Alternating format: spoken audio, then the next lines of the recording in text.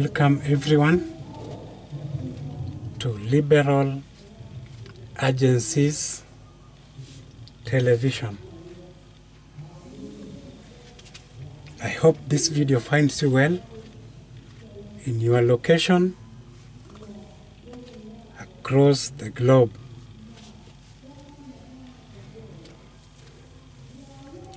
I've opted today to honor one of our viewers and followers who reached out to me and through an inbox and asked me to talk about or say something about the Slum Fires. He saw the last video I produced, and I was talking about the challenges that slum dwellers faced, and I did not talk about the slum fires as much as you would have liked to hear. So he asked me to do a video specifically handling that matter.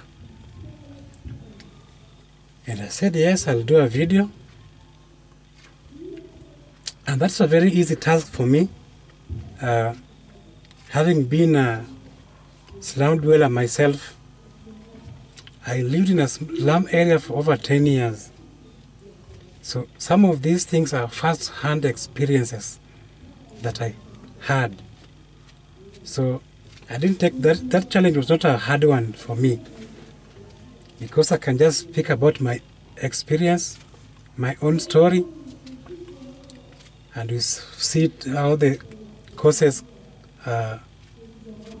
what the causes were, and also some of the remedies that maybe I can propose. So that is basically what we are going to discuss in this video today. And as we now settle, I just want to welcome our new viewers who have just bumped into this channel today. To press the subscription button is on your screen, and also the notification bell, so that anytime you produce a video like this, YouTube will automatically notify you. I just want to allow you 1 second or two so that you can subscribe.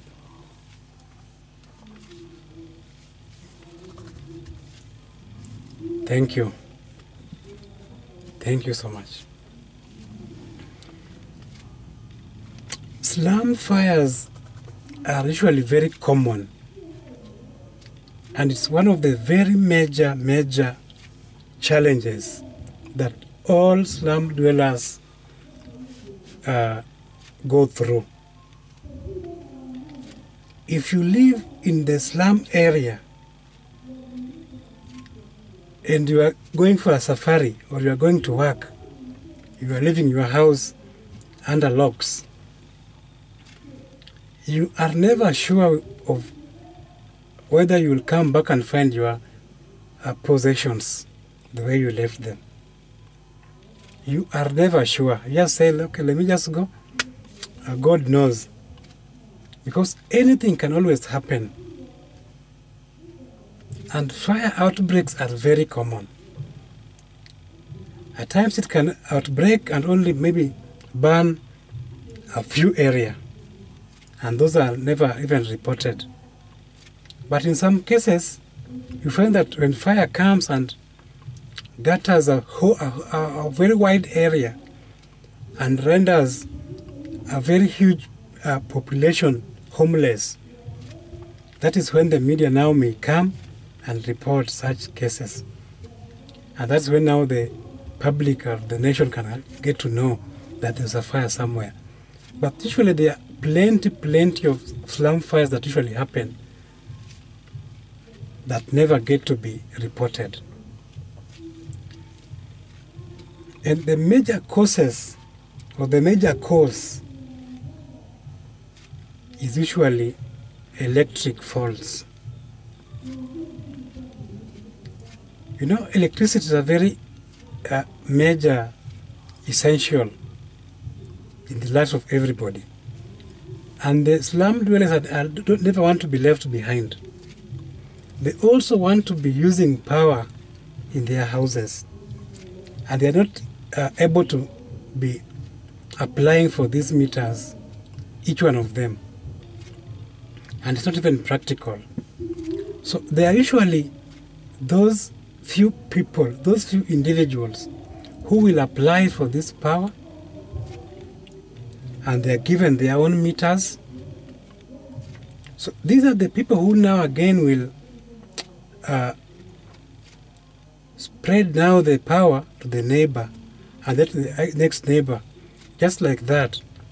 And you find that now there could be even like 5 people only in a whole slum area, and they will spread it to the entire place,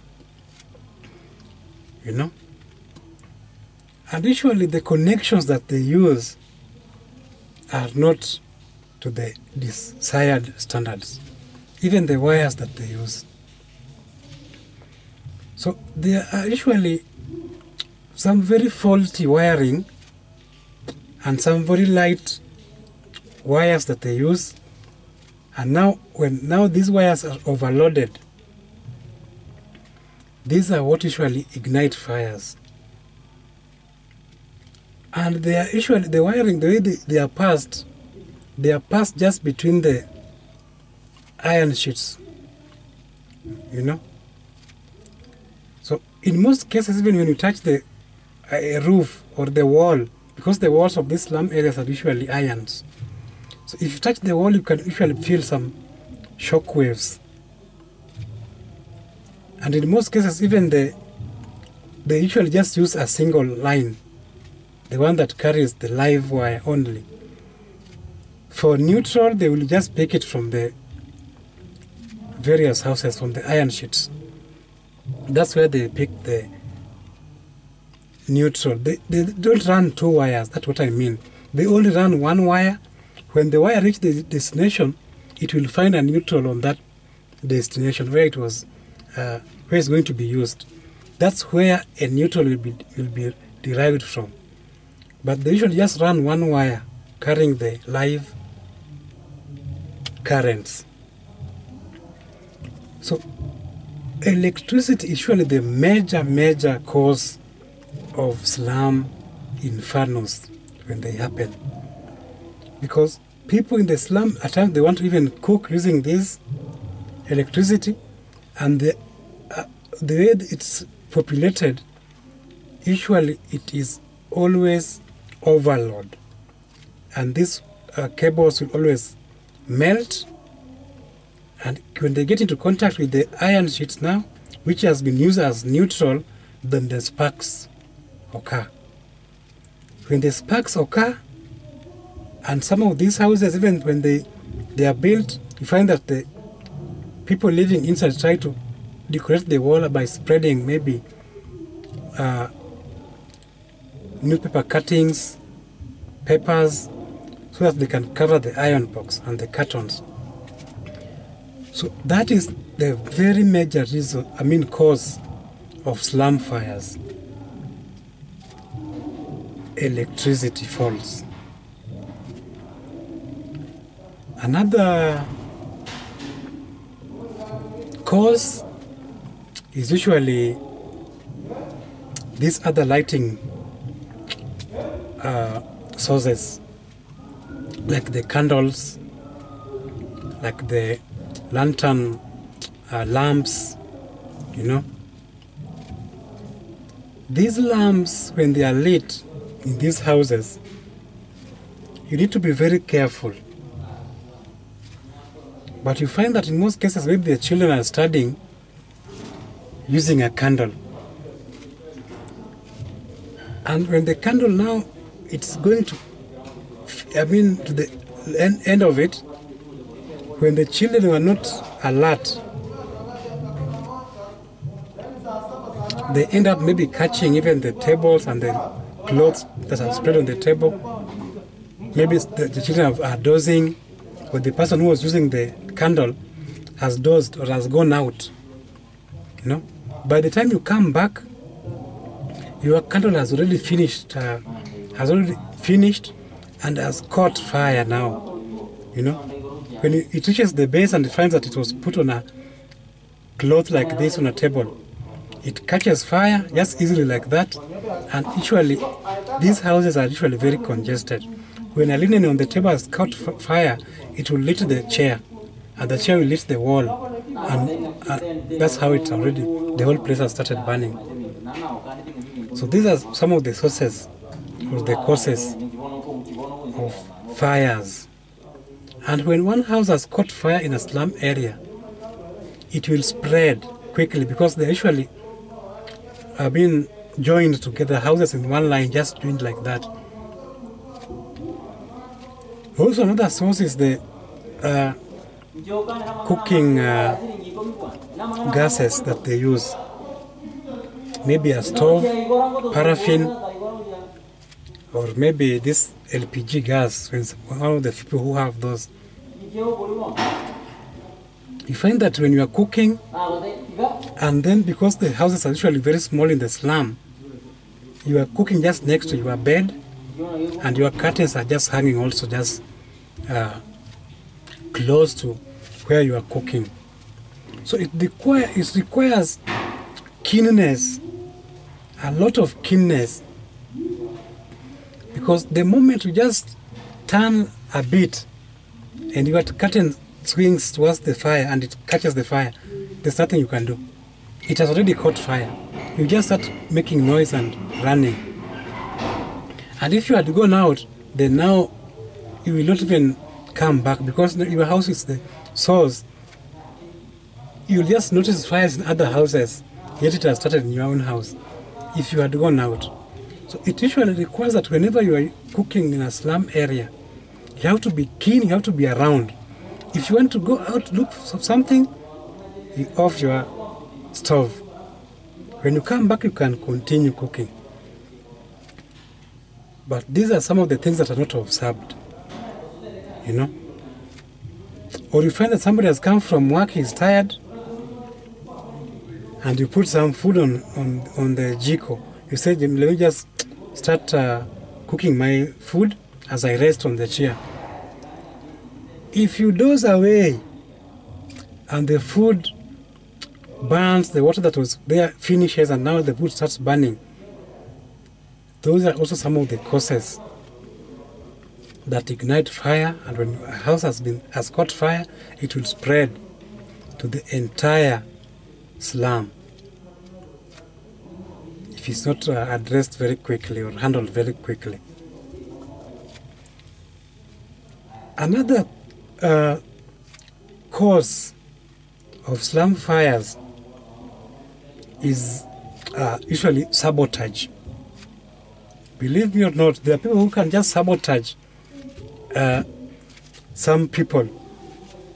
You know, maybe it's a group of people against the other group of people. If maybe the land is under some tussle. And this happens a lot in maybe like markets. Most of the market fires usually are caused because of maybe sabotage.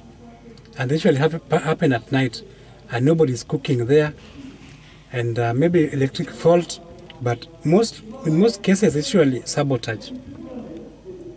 You find that there are a group of people fighting over a section, and the people who have already built there, this other group don't want to give them peace. They want to chase them. So they usually just organize for this kind of infernos. This sabotage, it's usually for, if you have Kikomba, fire that's happened in Kikomba, you saw even the one that happened at Grogon Market, and all these market fires, these are usually because of sabotage, you know. And these are just to mention a few of the causes, and mostly the major ones. Myself, I've lived in a slum, and at least I've been a victim on 2 occasions. But one of the things that should be done to curb the slum fires is the preparedness of the fire brigade. The preparedness of the fire brigade is very one thing. And this is an area that should be addressed very keenly. I used to live in a slum area, and there was a fire brigade just next to it. This is the wall of the fire station, and this is the slum area. But you'll find that when there's fire in the slum area, usually it will burn, and the fire brigade will always run out of water. When they come, at times they are late, and again they just run out of water in the process. That means the preparedness of the fire brigade is not usually on point. And this is something that should be addressed. Those fire engines, they should have a number of them, and they should always be ready with enough water. That's one thing, preparedness of the fire brigade. There are cases where they went and performed well when the fire happened when they were ready. And there are some cases where they just did not live to the expectations of the residents. Another very key area that should be observed to try and curb these fires in the slum areas. The authorities, the government, maybe even the Red Cross, if they can come into the community living in these slums and identify some maybe youths or generally any slum dwellers who are willing, and they give them basic training on how to handle such cases, firefighting, just some small course on firefighting, basic things. What should we do when there's a fire just started? What are the first things, A course on firefighting just for randomly, just choose people randomly in the slum and give them such trainings. Those can go a very long way. Because we find that when there's a fire in the slum area, the number of onlookers that stand to just watch what is happening, they're not adding any value, they're just causing some commotion, because even the few people who are trying to rescue cannot rescue because people are jammed just watching their idol. And these are the people who, if they had some idea of what to do and they pull together, they can usually arrest these fires before they spread so much. So a course on firefighting on the slum, these slum dwellers can also be very important. And you can also train them on some basic first aid, some basic first aid things that when there's a fire, there's some injury, what are the first things that you can do, to assist people who are affected or people who are injured. This is also a very important training that they're supposed to be carried out on these people living in these areas. Because we found that some people even die after they have been maybe removed from these places. There's nobody to do even first aid. Before they arrive to hospital, some injuries, they have bled, This can be a very life-changing cause. And also maybe just this small things like evacuation, When there's a slum fire, some people are already stuck inside some of these places. There should be somebody who knows how evacuations are supposed to be done, so that when there's an accident like this is happening, they divide themselves. Some people are fighting the fire professionally. Some people are evacuating people who are maybe stuck inside these houses. And the people who have been evacuated, those who need some first aid, there are other people who are also doing the first aid, just in the same place. You know, this will go a long way in also trying to avoid much damages. Because when you have all these groups of people who are doing these things, knowing what they are doing professionally, they are fighting fire, some are evacuating people, some are giving first aid to the people who are affected. You will find that casualties will come down and the fires also will not also spread so much. In most cases, they're usually just idlers standing and watching fire, the way it's burning and making noise and causing even more confusion. You know? Those are some very little things that the authorities can do. Because, including even the Red Cross, because they're the ones who are usually involved so much. When now the fires has happened, people are now homeless. These are the people who are usually involved to come and now assist people. So instead of waiting until these things happen and you come with some aid, such preparedness can go a very long way. And these are things that are supposed to reach the authorities. Another thing, and this one also goes to the government, we should not just sit back and say that we have slums. You know, for how long are we going to have these slums?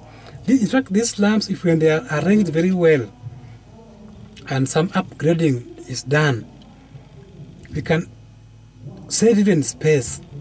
You know, if you can just start developing some high-rise buildings in these slum areas, you will find that it can be designed in a very proper way, and save a lot of space even to make some playgrounds.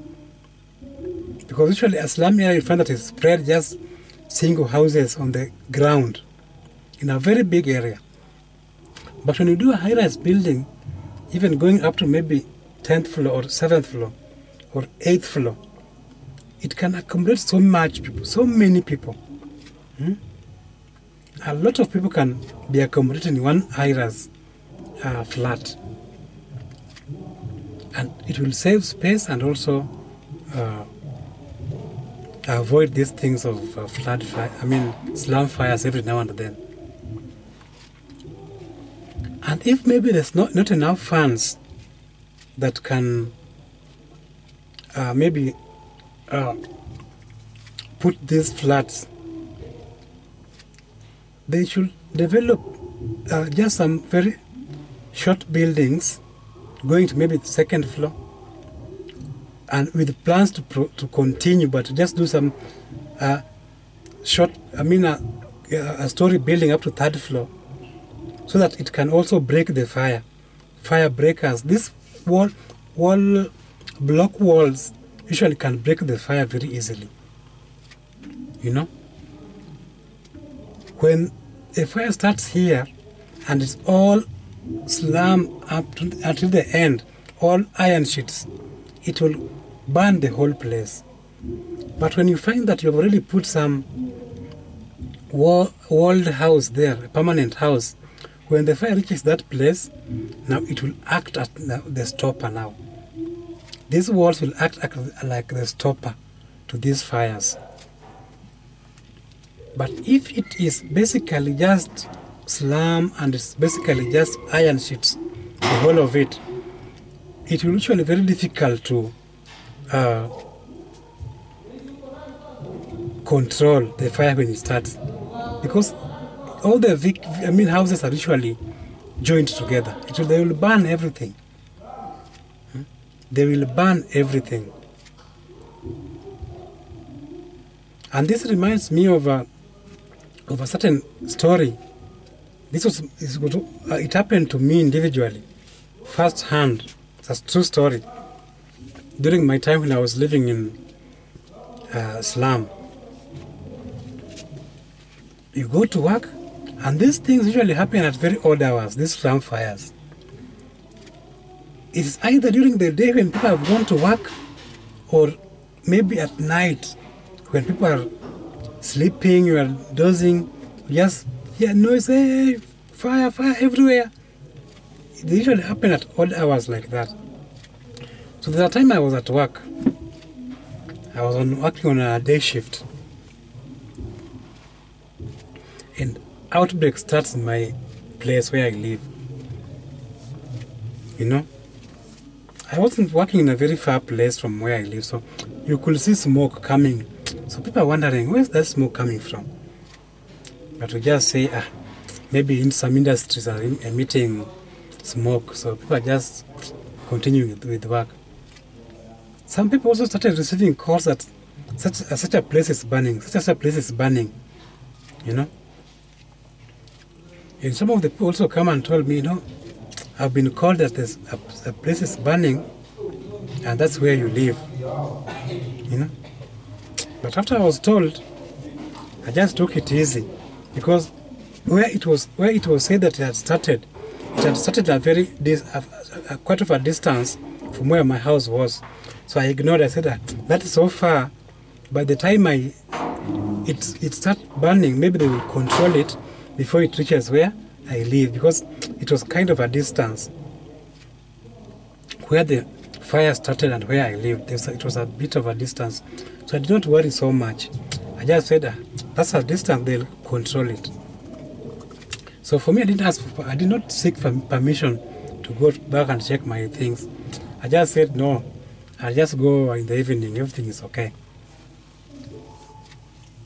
And I was living with a step brother from my village up country. He had come to live with me to start, tamarking and start finding his also way here and there.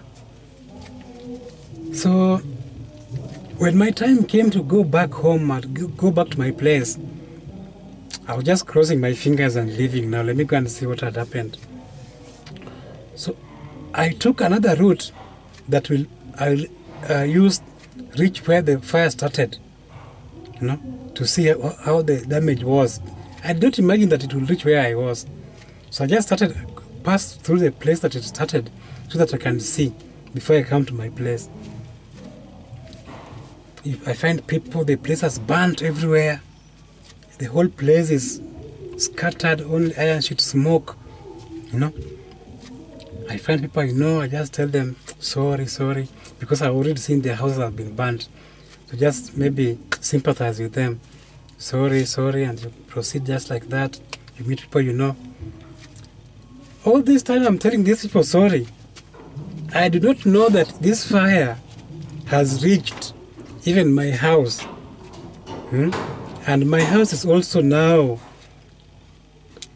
there's nothing. It's flat, So as I continue moving closer, now I start meeting even my neighbors now. And they start also telling me sorry now again. So I start wondering, but I'm the one telling people sorry. Has this thing also affected me also? They tell me this thing has even reached our place now, and the place there's nothing now. We didn't rescue anything, So I just walked slowly to go and see my place. I met this step brother of mine who I was living with. He had already seen what has happened. So he also just came with me and we just saw the place. He was not around when the fire happened. So we did not rescue anything. That is a true story. It happened to me in a slum. When the fire came, it swept the whole village like that, the whole slum like that, simply because there were no things that can act as fire breakers. Maybe the roads are too narrow. They don't live in wide roads. If there were wide roads that separate a house from the other, then this could act as maybe that can break these fires. But there were no wide roads, only corridors. If there were some block houses in between, these block houses could act as fire breakers. When the fire reaches a certain point and finds a wall, block wall, it will end there. And that's why I'm asking even the government to try, and if they cannot do high-rise building and eliminate slums, just do some small, start some project where you do a flat up to third floor, another one up to third floor in a line, and then you go to skip some few area, and then you do another one like that to split the, and then you'll be finishing these flats gradually when funds become available. Just start with the little that is there, do a small story building up to third floor, then like that, so that you can also break these fires when they start, to avoid a fire coming and guttering the whole slum like that, leaving the government with now a very big luggage of starting to deal with thousands homeless people, bringing food, blankets, Another time also that fire happened when I was living in the slum, the same place, the same house, because after it was burnt, they rebuilt, and I went back and started living there again. Fire came again. This time brother was not around again, but it burnt a very big area and stopped at my doorstep. It stopped. The fire ended at my doorstep like this. I was the last person to survive. All these people in front were burned. Like I was not around. I just came and found everybody now. The houses have been gutted, and my house is the one that is left, and a few others behind. I survived like that. I was not around. And these fires happened so many times when I'm in this area. There's also another time that fire started. I had just come from work, in the evening around 7 o'clock. I'm just resting in the chair like this, trying to watch news. And then you just hear some noise, fire, fire, fire. So when you get out to see what's happening, smoke everywhere. People have started now gathering again. What's happening? So the first thing I did, I just closed my door and rushed to where it was. The fire started, to see if we can put it off. We fight it. We tried fighting the fire. Bring some water. We bring some water. This fire is out of control. It's just getting out of control. The fire is starting to spread even other areas. And now we realize that we are fighting the fire here, but it has gone around some fires also the other side. We are in the center here of this fire. So I just felt this fire, we are not going to be able to control it. So I just went to my house, I opened the house, and you can be very confused when now you are under pressure like this. Fire is coming, there's no time.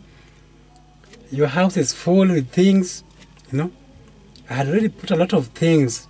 You can say it's fully furnished house, and being in the slum now, it was like fully furnished. There's no other way you can say. You have chairs in the house, 10-seater. Your cupboard is there, your bed is there, your kitchen. I had a very big one room. So you are wondering, what should I do now?